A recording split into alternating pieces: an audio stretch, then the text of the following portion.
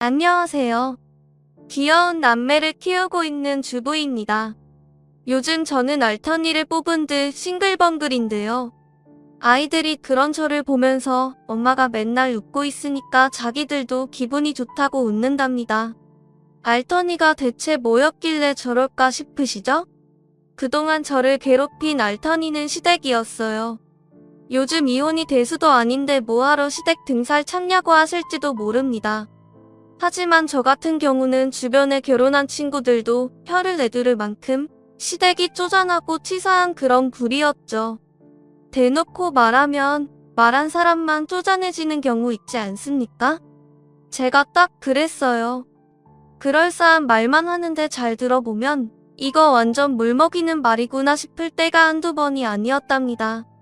처음 시댁 인사 왔을 때만 해도 저는 시댁 잘 만났다고 생각했어요. 비록 가난한 시댁이었지만 제가 마음에 드셨는지 보자마자 칭찬 일색이셨습니다. 나름 탄탄한 중견겸에 다니고 있던 저와 남편이 사내부부라 시모는 더 좋아했죠. 그래서 첫 만남에 저를 보시고 기특하다는 듯이 눈을 반짝이며 말씀하셨습니다. 우리 아들이 같은 회사 사람 만나서 결혼하면 좋겠다 싶었는데 이렇게 만나게 되니까 보기 좋네. 고향이 충청도라고 했나? 네, 아버지가 충청도에서 과수원하고 계세요. 워낙 저 어릴 때부터 농사만 하셔서 엄청 오래 하셨어요.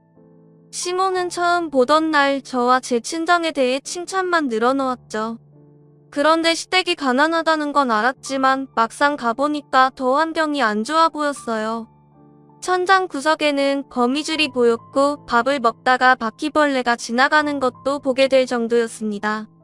처음에는 이런 어려운 환경 속에서도 장학금까지 받으면서 대학교까지 졸업한 남편이 대단하다고 생각했죠. 시부는 경비원으로 일하고 있었고 시숙은 일반 중소기업에 다니고 있었어요.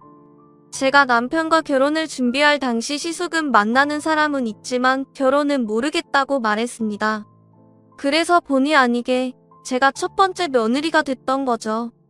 시모는 남자들만 있던 집에 며느리가 생겨서 좋다는 말까지 하셨답니다. 게다가 시부는 집안에서 첫혼사라면서 대충 할 수 없다며 저와 남편한테 진지한 목소리로 이런 약속까지 하셨어요. 저 시작이 좋아야 끝이 좋은 법이야. 그러니까 너희들 첫혼사에 큰 돈은 못 해줘도 내가 냉장고 하나는 해주마. 잘 먹고 잘 살라고 해주는 거야.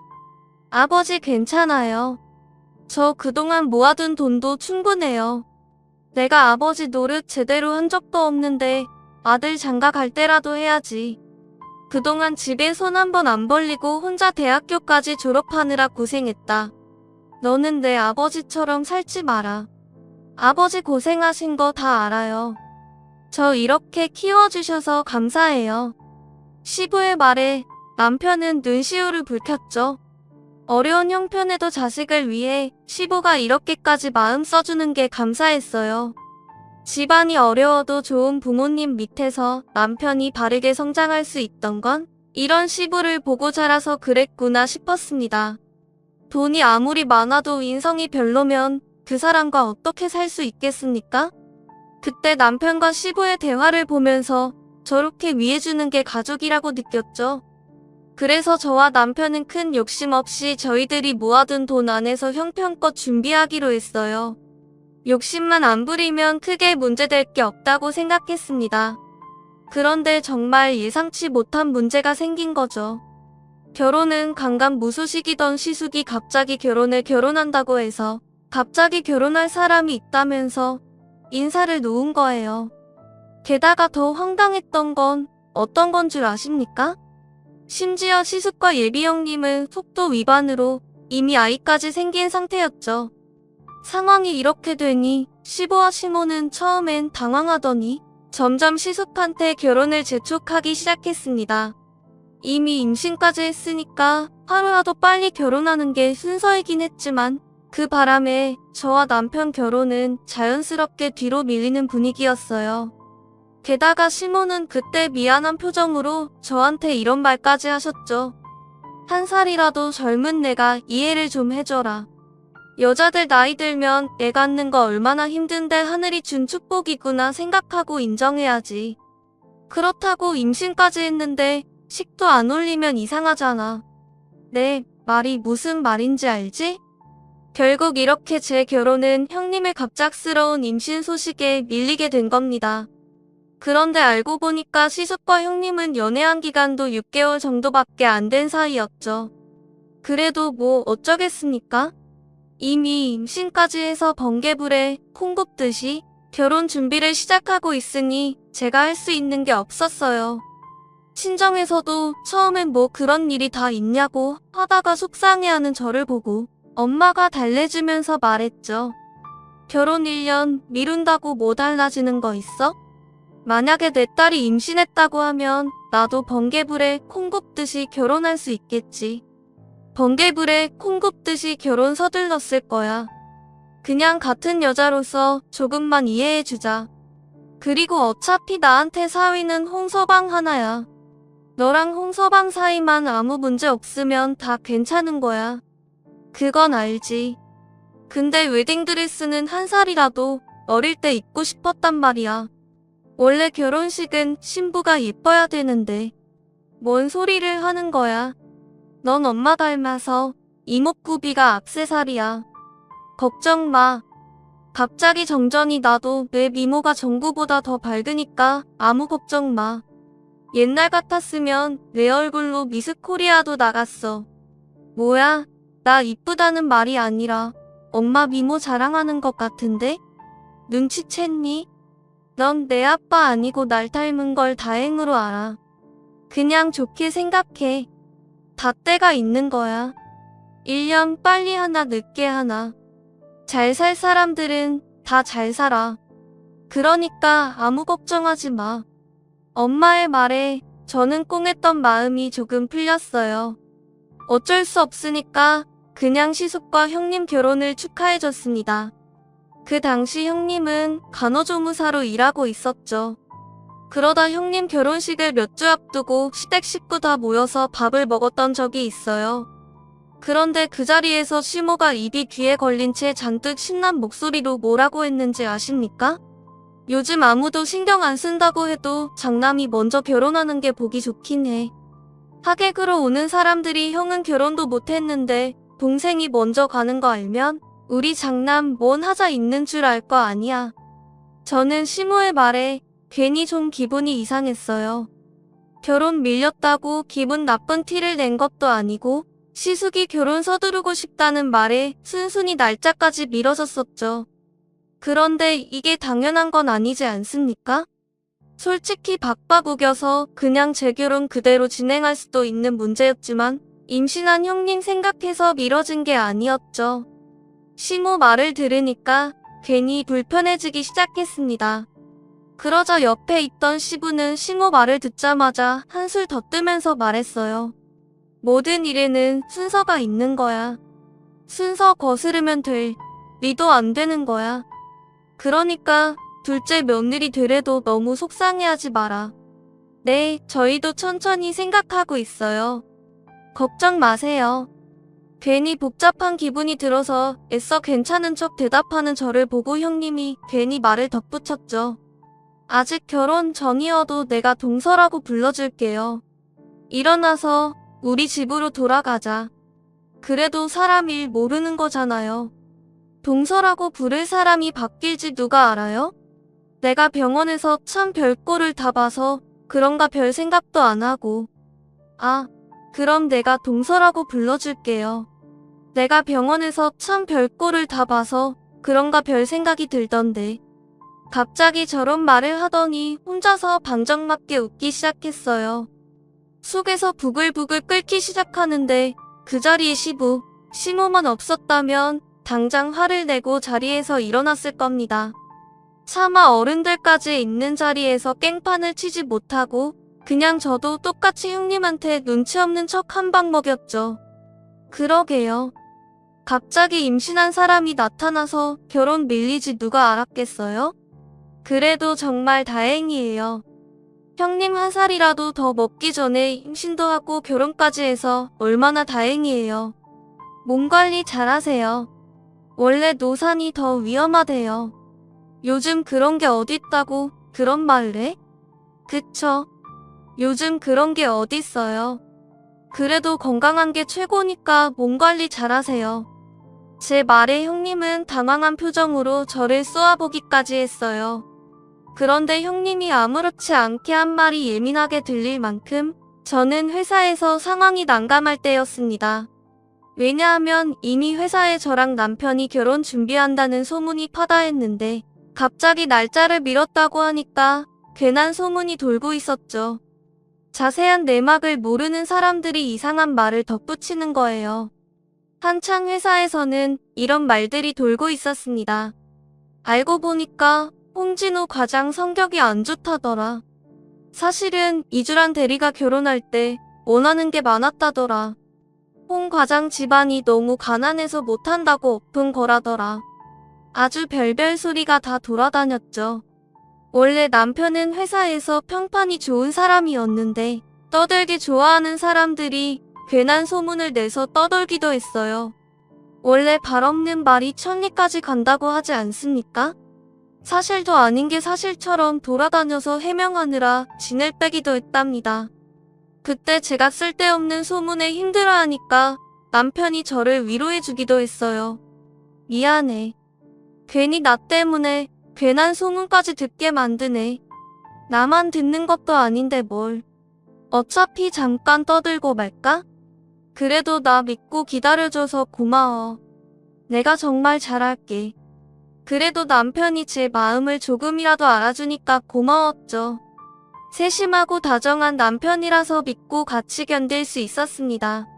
남들이 뭐라 해도 우리 둘만 괜찮으면 다 괜찮다고 생각했어요. 그러다가 시숙과 형님이 우여곡절 끝에 결혼식을 올리게 됐습니다. 한 곱이 넘겼으니까 아무런 문제가 없을 줄 알았죠. 몇 달 뒤 저와 남편은 다시 결혼 준비를 시작했고 형님은 병원에 출산 휴가를 내고 몸조리도 하고 있었어요. 그러다가 제가 남편과 드레스 입고 결혼을 했죠. 내가 딸 임신해서 그런가 예쁜 걸 좀 보고 싶은데 요즘 나가면 죄다 돈이라 나가기 무섭더라고. 그러니까 동서 어떤 드레스 있나? 동서가 입는 드레스는 다 잘 어울린다고 말했죠. 그런데 동서가 입는 드레스는 다 잘 어울린다고 말했죠. 내가 딸 임신해서 그런가 예쁜 걸 좀 보고 싶은데 요즘 나가면 죄다 돈이라 나가기 무섭더라고. 그러니까 동서 어떤 드레스 있나? 구경 좀 하고 싶어서 그렇지. 나 그냥 조용히 뒤에서 보기만 할게. 별로 내키진 않았지만 답답하다는데 어쩌겠어요. 그래서 그냥 오라 했던 건데 저는 드레스 2벌 입어보고 형님을 그 자리로 부른 걸 땅을 치고 후회했습니다. 제가 첫 번째 드레스를 입어본 뒤에 두 번째 드레스를 입으니까 뒤에서 형님이 뭐라고 했는 줄 아십니까? 동서 그거 너무 파인 거 아니야? 누가 웨딩드레스를 그런 걸 입어. 저기 옆에는 저거 입어봐. 형님이 말하는 걸 보니까 목부터 팔을 전부 덮는 드레스가 보였어요. 항상 드레스에 로망이 있던 저는 자꾸 참견하는 형님이 불쾌했죠. 그래서 형님한테 조심스럽게 말했습니다. 형님, 제 드레스 고르는 건데 제가 마음에 드는 걸로 할게요. 그리고 여기서 그냥 조용히 지켜본다고 하신다고 했잖아요. 아니, 난 결혼 먼저 해본 입장에서 드레스 괜히 예쁜 거 따져봐야 소용없으니까 하는 소리지. 다 동서 위에서 하는 소린데 내가 지금 선 넘은 거야?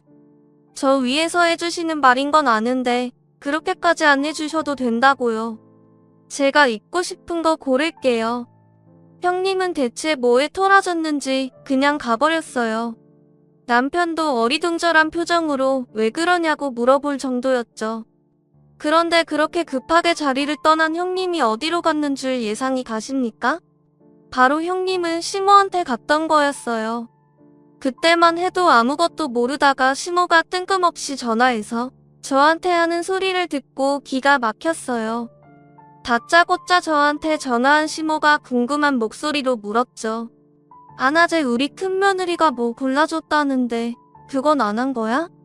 저도 생각하고 간 게 있어서요.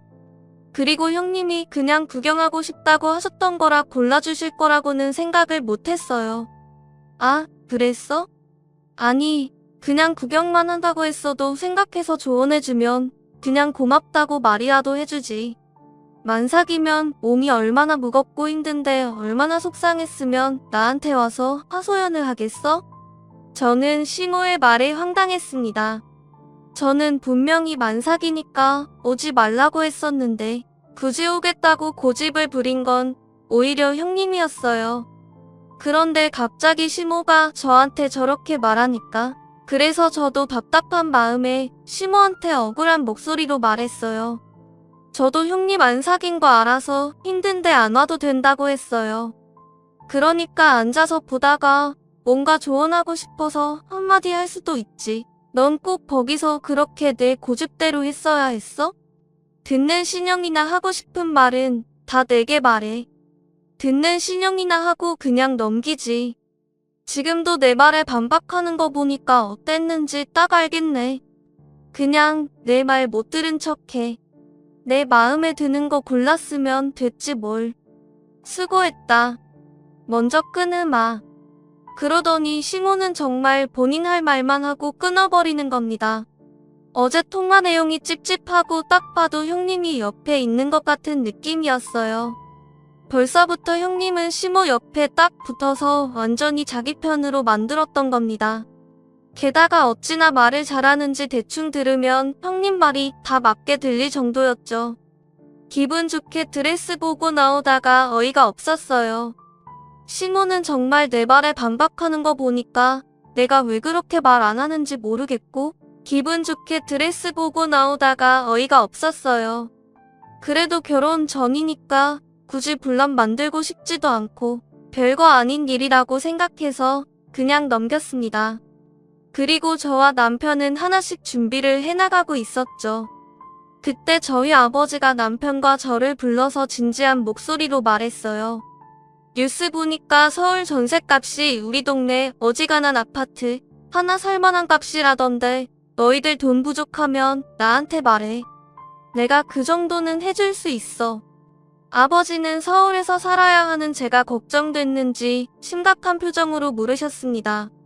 아무래도 시골에서 농사만 짓던 아버지는 동네에서 가장 큰 가수원을 하셨고 그 덕에 땅도 좀 가지고 계셨죠. 그래서 행색은 농사꾼이라 시커먼 피부에 흑두성이 오셨어도 자산은 많은 편이셨어요. 본인이 한평생 농사를 지으면서 힘들게 살아서 그런지 자식들인 힘들게 사는 꼴은 못 보겠다며 저와 남동생한테 늘 공부하라는 말만 달고 사시는 분이셨습니다. 그런 아버지 마음을 잘 알기에 어떤 심정으로 저런 말씀을 하시는지 충분히 알 수 있었죠. 그때 남편이 죄송한 표정으로 아버지한테 말했어요. 죄송합니다. 제가 서울에서 낳고 자라긴 했어도 가진 게 너무 없네요. 없이 사는 게 싫어서 열심히 살았는데도 사랑하는 사람이랑 편하게 살 집 하나 제대로 마련 못하는 모습 보여드려서 죄송해요. 아니요. 자네가 모심이 아니여. 난 그냥 자네도 내 아들 같아서 하는 소리지. 넉넉한 사람이 조금 더 가져가는 게 사람 사는 건데 뭐 어떤가. 나는 자네한테 그림 같은 집 그런 거 팔아지도 않아. 그렇다고 내가 집 해줄 것도 아닌데 뭘. 나도 그 정도로 차고 넘치게 사는 사람은 아니니까 그냥 자식 생각하는 부모 마음으로 받아도. 아버지는 미안해하는 남편을 보고 크게 당황한 모습이었습니다. 그 모습을 보니까 웃음이 새어나왔죠. 저희도 그렇게 부자는 아니지만 그래도 자식 결혼하는데 아무것도 안 할 수 없다며 아버지가 직접 나선 거예요. 그 후 아버지는 정말로 저희가 직구할 때 돈을 보태주셨답니다. 그래서 저와 남편은 전세였지만 나름 입지가 좋은 곳에서 시작할 수 있었죠. 그렇게 한번 얼떨결에 1년 밀렸지만 남편과 저는 행복한 결혼식을 올릴 수 있었어요. 그런데 문제는 결혼 후부터였습니다. 아무 문제 없던 시댁에 형님이 아니라 아주 불려씨가 들어앉아 있었죠. 결혼하고 초반에는 형님도 아이 낳고 육아하느라 정신이 없어서 서로 어떻게 사는지 잘 몰랐어요. 저는 그때 조카 선물도 챙겨주기도 하고 나름 연락도 하면서 잘 지낸다고 생각했습니다. 그러다 결혼하고 6개월 만에 제가 임신을 하게 됐죠. 그때도 형님은 얼마나 참견하길 좋아했는지 몰라요. 그런데 형님이 굳이 조카가 입던 옷을 주러 오신다는 겁니다. 형님은 자랑스러운 표정으로 하나씩 꺼내면서 저한테 신이 난 목소리로 말했죠. 이건 진짜 딱 한 번밖에 안 입은 건데 애들이 얼마나 금방 크는지 2번은 못 입히겠더라. 그래서 내가 동서 물려주려고 다 모아둔 거야. 형님 한 번 입은 거 맞아요? 여기 얼룩이 너무 눈에 띄게 있는데요. 아, 그거? 내가 애기 보면서 밥 먹다 흘린 거야. 그런데 뭐 이런 거 누가 본다고 그래. 그냥 편하게 입혀. 그런데 제가 아직 임신 초기라 성별도 모르는데 여자아기 옷을 받아서 뭐해요. 그냥 리본 없는 거 몇 개만 주세요. 동서 너무한다. 그래도 내가 생각해서 다 가져왔잖아. 좋은 아파트 산다고 이런 거 못 입겠다 이거야? 거기서 아파트 얘기가 왜 나와요? 정말로 아직 이렇게 옷을 받는 건 시기상조니까 그렇죠. 그리고 성별도 모르는데 이런 리본 달린 옷은 좀 형님 주변에 딸 있는 분 주세요. 동서니까 주려고 한 거지. 이렇게 얼룩 크게 입는 걸 어떻게 줘? 저는 이게 무슨 황당한 소리인가 싶었죠. 저는 더러운 거 써도 되는 겁니까? 진짜 그때 얼룩이 어느 정도였냐면 분홍색 옷에 김치 국물이 100원짜리 동전만한 게 있었다니까요. 애기 옷이라 100원짜리 크기도 제일 눈에 띄었죠. 그래서 저는 불쾌해 형님한테 단호하게 말했습니다. 형님 말이 좀 이상한데요? 전 그럼 이렇게 얼룩진 옷 받아서 입혀도 된다는 거예요? 왜 남한테도 못 올 옷을 저한테 주세요? 그동안 전 조카 준다고 새 옷만 보냈잖아요. 싫으면 말던지 생각해줘도 난리야. 형님은 그동안 제가 생각해서 해준 것들이 마음에 안 들었던 거죠.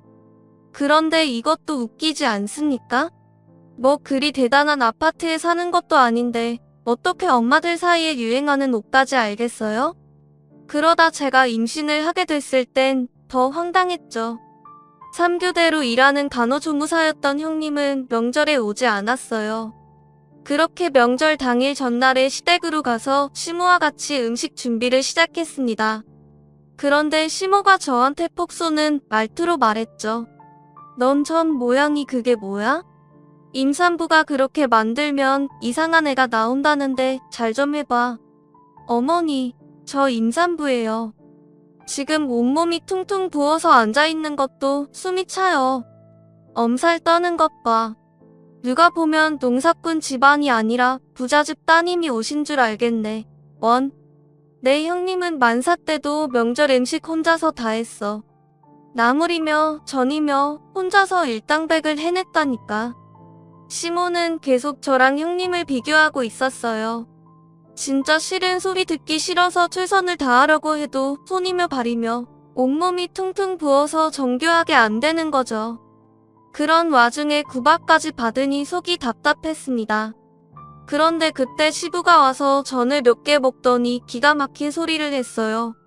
이야, 작년에 큰 며느리 하는 거 보니까 전이 아니라 완전 개떡을 만드는 것 같던데. 우리 둘째 며느리가 손재주가 좋구먼. 나는 그때 큰 며느리가 명절에 뭘 만드나 했다니까. 시부의 말에 저는 웃음이 터졌습니다.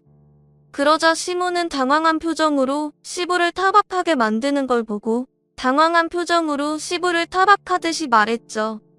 당신은 그때 주방 근처도 안 왔으면서 무슨 소리야. 뭘 본 적도 없으면서 그래. 내가 뭘 몰라. 그때도 이렇게 전 주워 먹고 다녔는데. 당신도 그때 큰 며느리 전 만드는 거 보고 속 다 썼잖아. 손발이 맞아야 도둑질도 한다는데 눈치 없는 시부의 말에 시모 말이 거짓이라는 걸 알게 됐어요. 그래서 저는 시모한테 어이없는 목소리로 물었습니다. 아, 형님이 작년엔 명절 음식 준비 안 하고 다른 걸 했나 봐요? 모양이 뭐가 중요해. 음식을 준비한다는 게 중요하지. 네, 그럼 저도 지금부터 명절 음식 준비한다는 거에 의의를 두고 할게요. 그때부터 정말 아무런 부담도 없이 편하게 준비할 수 있었죠. 시모는 먼저 시집온 형님을 자꾸 감싸주고 싶었는지 이런 식으로 제 앞에서 형님을 추켜 세워주고 있었어요. 처음에는 왜 그러나 했는데 살다 보니까 왜 그랬는지 이해가 갔습니다. 형님이 시모랑 성격이 비슷해서 그런지 둘이 떠드는 걸 들어보면 꼭 10년 된 친구 같았죠. 그렇게 짝짝꿍이 잘 맞아서 그랬던 건지 저는 시집 와서 명절에 형님이 음식 만드는 걸 본 적이 없었어요. 꼭 일부러 그러는 건가 싶을 만큼 명절 전날에는 병원으로 출근하는 겁니다. 그리고 명절 당일에는 시댁으로 와서 제사를 지내고 음식까지 먹는 거죠. 노는 것도 아니고 일하러 간다는 사람한테 뭐라 할 수도 없고 정말 난감했어요. 한 해 두 해 흐를수록 이 부분에서 불만이 쌓였죠. 그런데 시모는 그런 형님을 보고도 아무런 말도 안 하는 겁니다. 심지어 명절 지내고 집에 갈 때 음식을 싸주는 것만 봐도 눈에 띄게 양이 달랐어요. 형님네는 세 식구였고 그때는 저와 남편 사이에 아이 둘을 낳고 키우고 있었죠. 그런데 형님네는 양손 가득 싸주시고 저희는 시장 가방만한 크기에 담아주시는 겁니다. 그래서 저는 참다 못해 시모한테 물어봤어요. 어머님, 저희 네 식구라 입도 많은데 왜 이거 한 가방만 주세요? 너희 식구들 그렇게 많이 먹어? 애들이 먹어봐야 뭐 얼마나 먹는다고? 어차피 내 남편도 회사에서 삼시세끼 먹고 오고 애들도 유치원에서 먹으면 저녁만 먹을 텐데 뭐하러 욕심을 부려? 그렇게 치면 형님네도 대부분 나가서 먹고 지내잖아요. 그리고 음식은 저 혼자 있는데 이건 좀 너무하신 것 같아요. 아이고 있는 것들이 더 한다고 그래. 시부모 먹을 것까지 모조리 가져가서 다 먹어. 요즘 물가가 비싸서 큰애들 좀 더 줬더니 아이고 아주 며느리가 날 잡아먹으려고 드네. 며느리 무서워서 어디 살겠어? 저는 서운해서 한 말인데 시모는 괜히 저한테 나를 세우면서 말하셨어요. 그런데 저도 억울할 만하지 않겠습니까? 재주는 곰이 부리고 돈은 되놈이 받는 것도 아니고 일하고도 욕먹는 건 저뿐일 겁니다. 그래서 그때 보다 못한 남편이 시모한테 화를 내면서 말했죠. 엄마, 먹는 걸로 왜 그러세요? 이 사람 어제부터 여기 와서 하루 종일 일했는데 더 챙겨줄 수도 있지 꼭 이렇게까지 해야겠어요? 뭐? 며느리가 명절 준비하는 게 뭐가 대수야? 내 형이 내가 이렇게 많이 챙겨줄 수 있지? 뭐? 며느리가 명절 준비하는 게 뭐가 대수야? 내 형수는 먹고 살겠다고 병원에 가서 일하는 거라 어쩔 수 없는 상황인 거잖아. 너 잘 사는 처가 믿고 지금 내 마누라 감싸고 도는 거야? 그런 말이 아니잖아요. 이건 누가 봐도 차별하는 건데 너무 애들 보기도 민망하게 왜 그러세요? 형수가 얼마나 가정을 위해서 헌신하는데 세상에 명절에 나가서 일하면 돈도 번다고 꾸역꾸역 나가서 일하는데 불쌍하지도 않아? 시모는 형님이 명절에도 일하는 걸 몹시 안타까워하셨어요. 그런데 그때 5살짜리 조카가 의아한 표정을 지었죠. 그리고는 시모한테 그게 아니라면서 주머니에서 무언가를 꺼내면서 말했습니다. 할머니, 어제 엄마 표정은 어떻게 보셨어요? 병원 간 거 아니고 나랑 여기 갔다 왔어요. 명절 첫날에 가야 사람 없다고 놀이공원에서 재밌는 거 많이 타고 왔어요. 조카가 들고 있는 건 놀이동산 자유이용권이었어요. 아이들은 거짓말 못한다는 말이 여기서 빛을 보였죠. 저와 남편은 기가 막혀서 헛웃음이 나왔습니다. 시모도 시부도 당황해서 아무 말도 못했어요. 그런데 그때 형님이 당황했는지 갑자기 소리를 빽 지르면서 저한테 왼손에 들고 있던 반찬 가방을 저한테 주면서 소리쳤죠. 얘가 무슨 소리야? 이건 예전에 갔던 거잖아. 자, 동서 이거 가져가. 동서 일하느라 수고했는데 내가 더 가져가는 건 아닌 것 같아. 나 그럼 갈 테니까 이거 받아들고 가. 저희 가보겠습니다. 형님은 꼭 꼬리가 밟힌 사람처럼 도망치듯 나갔습니다. 그때 시모도 당황했는지 횡설수설하면서 말하더군요. 애가 뭘 착각했나 보지. 넌 결국 원하는 거 얻었으니까 된 거 아니야? 이제 가. 아이고, 정신이 하나도 없네. 다음 명절에는 저도 애들 데리고 놀이공원 좀 가야겠어요. 그때 가면 사람이 좀 없다는 걸 이제 알았네요. 그땐 우리 애들도 잘 놀 텐데 다녀올게요. 마음대로 해. 그런다고 명절 못 지내겠어? 시모는 끝까지 형님만 싸고 돌았죠. 알고 보니까 형님은 그동안 병원에 출근한 것도 아니었어요.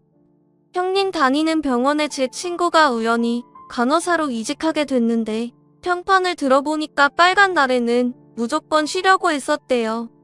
그런데 왜 그렇게 시모가 형님을 감싸고 돌았는 줄 아십니까?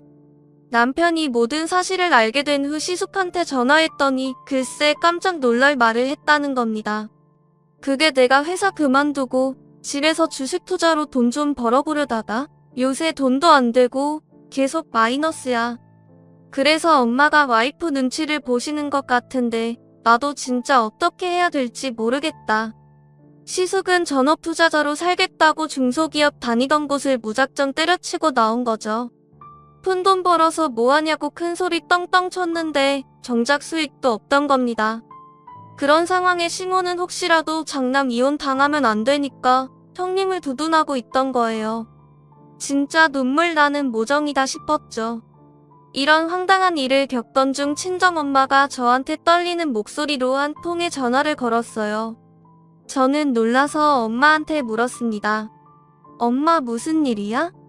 지금 우는 거야? 주란아 어떡하니? 네 아버지 얼마 못 산단다. 암이래. 근데 너무 늦게 왔다고 할 수 있는 게 없다네. 어떡하면 좋니? 갑자기 그게 무슨 말이야? 암이라니? 지금 어딘데? 저는 엄마의 말에 허겁지겁 병원으로 달려갔죠. 그런데 병원을 갔더니 해스케진 얼굴로 병실에 누워있는 아버지를 보니까 업장이 무너졌어요. 그렇게 갑자기 시한부 선고를 받은 아버지를 잘 모시고 싶어서 뭘 해야 하는지 간호사 친구에게 물었습니다. 오랜 친구였던 간호사 친구는 저희 아버지 소식에 놀라더니 뭘 해드리면 좋을지 상세히 알려줬죠. 그러다 한 번은 병원에서 일하는 친구를 찾아갔던 적이 있었어요. 그 친구는 저한테 명함 하나를 건네주면서 혹시라도 아버지 더 이상 병원 치료가 더 어렵다고 하면 이쪽 요양병원으로 모셔. 여기 다들 좋으신 분들이라 가족처럼 대해주실 거야. 정말 고마워. 그래도 네가 있어서 내가 좀 든든하다. 내가 뭘 하는 게 있나? 아버지 잘 모셔. 그리고 어머니가 잘 챙겨주시길 바라. 가족이 큰 병 걸리면 가족들도 잔병 치래. 간호사 친구의 말에 저는 며칠 잠도 제대로 못 자고 병실만 지키는 엄마가 떠올랐죠. 그래서 곧장 병원으로 가서 멍한 얼굴로 있는 엄마한테 이렇게 말했어요. 엄마, 집에 가서 눈이 떠올라. 안 가려는 엄마를 설득해서 집으로 모셨어요. 마침 남동생 부부가 오는 걸 본 엄마는 안심하고 집으로 갈 수 있었죠. 엄마를 안방으로 눕히고 편히 쉬게 커튼까지 쳤더니 금세 잠이 드셨어요. 말은 안 해도 많이 힘드셨던 것 같았어요. 그렇게 한동안 청소 못한 집을 정리하고 있는데 누군가 초인종을 눌렀죠. 확인해보니까 시모랑 형님이 나란히 서 있는 게 보였습니다. 그래서 무슨 일인가 싶어서 문을 열었더니 양손에 과일까지 사들고 온 거예요. 처음 보는 두 사람 모습에 어리둥절해서 물었죠. 갑자기 무슨 바람이 불어서 이런 걸 사오셨어요? 형님 지금 일할 시간 아니에요? 아 조퇴했어.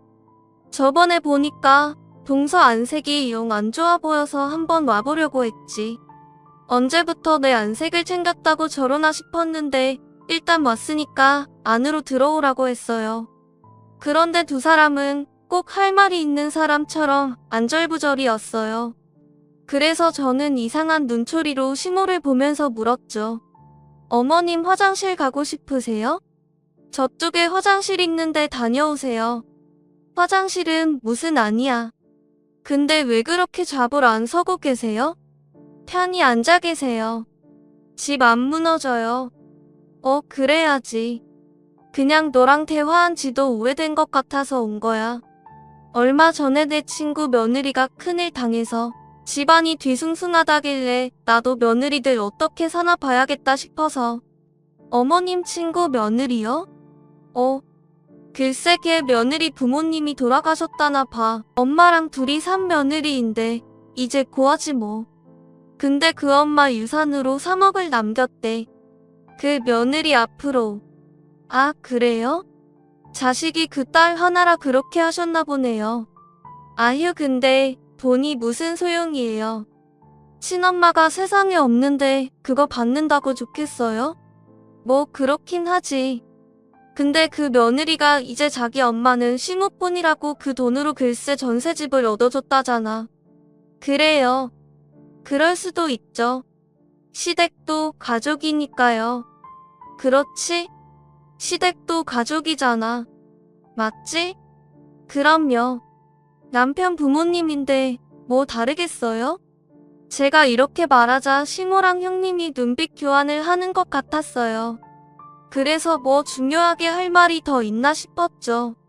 그런데 그때 시모가 저한테 눈을 반짝이면서 한 말이 뭐였는 줄 아십니까? 지금 생각해도 소름이 끼칠 만큼 미친 소리였습니다. 글쎄 둘이 눈을 한번 마주 보더니 저한테 시모가 다급한 목소리로 말했죠. 너희 아버지 아프시다면서 당장 요양병원 갈 정도로 아프신 거야? 그걸 어떻게 아셨어요? 저는 대체 그걸 어떻게 알았는지 황당했어요. 아픈 건 알 수 있다 쳐도 요양병원을 미리 알아본 건 남편도 아직 모르는 사실이었거든요. 그래서 제가 당황해서 물어보니까 형님이 옆에서 호들갑을 떨면서 말하는 겁니다. 알고 보니까 우리 병원 간호사 중에 동서 친구가 있던데? 그 친구 만나서 요양병원 명함 받은 거 아니에요? 동서 아버지 지금 오늘 내일 하시니까 요양병원까지 알아보는 것 같길래 내가 어머님한테 기띔했지. 그걸 왜 둘이서 속닥거려요? 우리 아버지가 아픈데 둘이서 무슨 잡당모에 하는 거예요? 제가 너무 황당해서 목소리 눕혀가며 화를 내니까 시모는 갑자기 에라 모르겠다 싶었는지 정색을 하면서 말했죠. 아유 몰라. 그냥 난 톡 까놓고 말할게. 너희 집 전세금도 아버지가 해주셨다면서? 그럼 당연히 유산도 아들 딸 구분 없이 주실 거잖아. 그럼 그거 받으면 괜히 묵혀두지 말고 우리 이사 갈 때 도움 좀 달라고 그러려고 했지. 사돈 땅 부자지? 아유 횡재했네. 뭐요? 아니 아직 멀쩡히 살아있는 분 두고 무슨 소리 하는 거예요? 갑자기 시한부 선고받았는데 또 언제 어떻게 금방 가실지 모르잖아. 그러니까 사실관계를 정확하게 해두자는 취지로다가 이렇게 온 거지. 성에 있게 빈손으로 온 것도 아니고 양손 무겁게 왔잖니. 그래서 저거 사온 거예요? 웬일로 체면 차려가면서 오나 했더니 와 진짜 당신들 제정신이야? 가져가요. 당장. 이딴 거 필요 없으니까 다 가져가. 더러운 것들 내 집에서 다 빼라고. 저는 시모와 형님이 사온 과일 바구니를 들어 바닥에 던졌지. 그런데 그 과일 바구니에 다시 한번 들어간 거였어. 더러운 것들 내 집에서 다 빼라고. 저는 시모와 형님이 사온 과일 바구니를 들어 바닥에 던졌죠. 그러자 시모는 안타까운 목소리로 말했어요. 아니 이게 얼마짜린데 이렇게 함부로 던져? 너 진짜 유산 한몫 크게 받는다고 눈에 뵈는 게 없지? 그놈의 유산 타려. 부모 죽고 돈만 남으면 뭐가 좋은데요? 며느리 심정이 어떤지도 모르면서 그딴 소리 하러 와요? 나가요. 당장 나가라고요. 아유 이거 왜 이렇게 힘이 세? 시어머니한테 이게 무슨 버릇이야. 집구석에서 그렇게 배웠어? 가정교육이 개똥이네 완전. 시모는 가정교육까지 은은하면서 노발대발 화를 냈죠. 그때 안방에서 자고 있던 엄마가 문을 벌컥 열고 나오더니 시모를 보고 소리쳤습니다. 그래 내가 그렇게 가르쳤다. 인간 말종 같은 건 대접도 하지 말라고 가르쳤어. 뭐? 집을 구해줘? 사람 같지도 않은 게 무슨 집 타령이야. 너는 계집 같은 데 들어가 살아도 그 집이 아까워. 사돈. 아니 왜 거기서 나와요? 내가 딸 집에 있는 게 이상합니까? 이 집 전세금 우리 남편 돈인데 그게 왜요? 애들 결혼할 때 뭘 해주니 많이 하다가 결국 이런 한 푼도 안 해주고 뭐요? 유산? 사위도 아니고 지금 사돈이 우리 집 재산을 탐하는 게 말이 됩니까? 사위가 그런다 해도 기가 막힐 노릇인데 우리도 살아야 될 거 아니에요. 우리 집이야말로 다 무너져 간다니까요. 산 사람은 살아야 된다는데 우리 집 구해주면 며느리도 좋은 건데 뭐가 문제예요?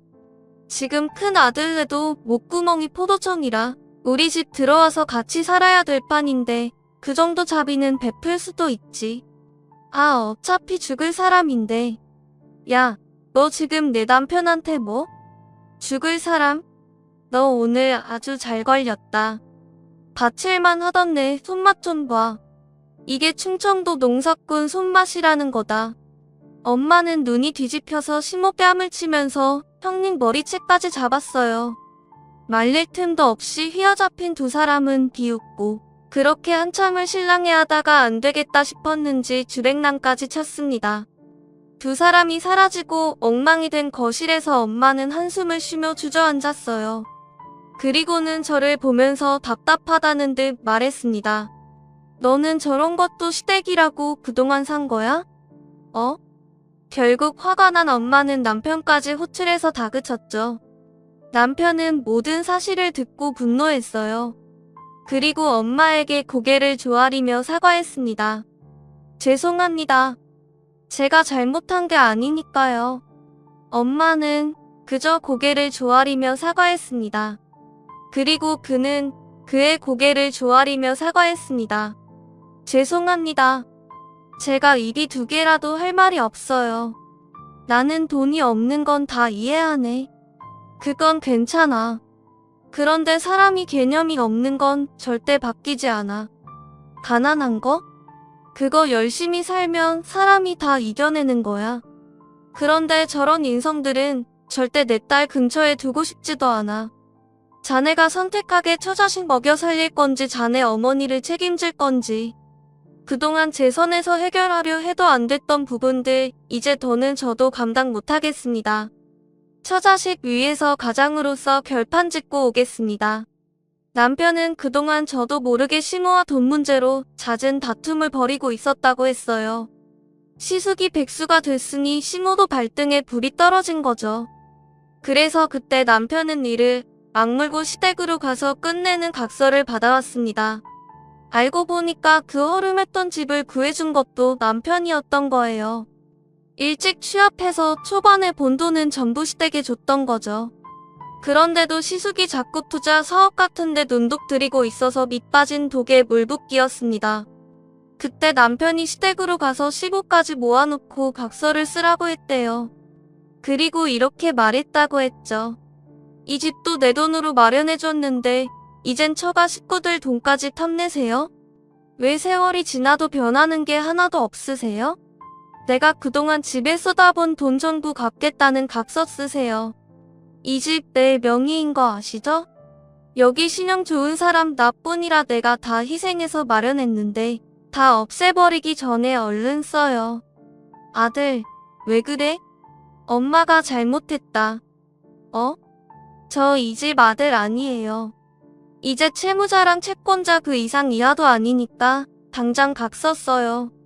나 참을 만큼 참았으니까 더 이상은 이렇게 살고 싶지 않아요.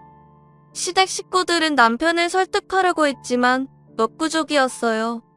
단호했던 남편은 결국 1년 내로 그동안 시댁에 준 돈을 전부 받기로 하고 연을 끊었죠.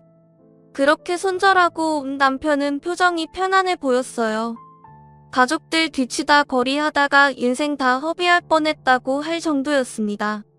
그래서 제가 지금은 알턴니를 뽑아냈다고 한 것도 다 이것 때문이죠. 정말 시댁만 생각하면 모기한테 피를 빨리는 기분이었어요. 결국 남편도 외면한 시댁은 어떻게 됐는지 모르겠고 시숙은 이혼하고 형님이 아이를 데리고 갔다고 했습니다. 이혼만은 막으려던 시모도 막을 수 없을 만큼 형님 뜻이 단호했던 것 같았죠. 그 후 안부를 물으면서 연락이 오긴 했지만 저는 아예 받지도 않았어요. 남의 목숨을 돈보다 못한 취급하는 사람과 엮이고 싶지 않답니다. 결국 놀기만 하던 시모도 청소를 시작했고 시숙은 일용직을 전전한다는 것 같았죠. 시부는 경비를 한다는 것 같은데 이것도 얼마나 갈지 모릅니다. 늘 힘들면 일부터 그만두는 사람들이랍니다. 사람 나고 돈 났지 돈 나고 사람 났습니까? 그래서 지금은 시댁과 완전히 연을 끊고 산답니다. 스트레스가 줄어서 그런지 이제는 숨통이 탁 트이는 것 같습니다.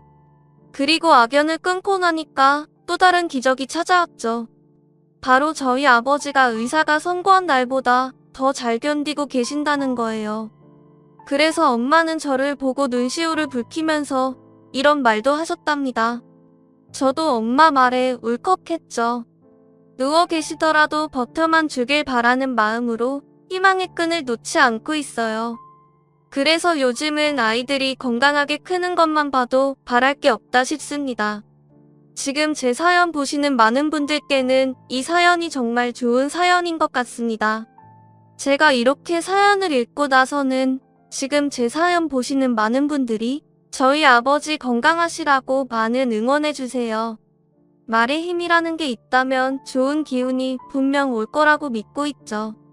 그러니 희망의 끈을 놓지 않도록 많은 응원 부탁드리겠습니다. 감사합니다.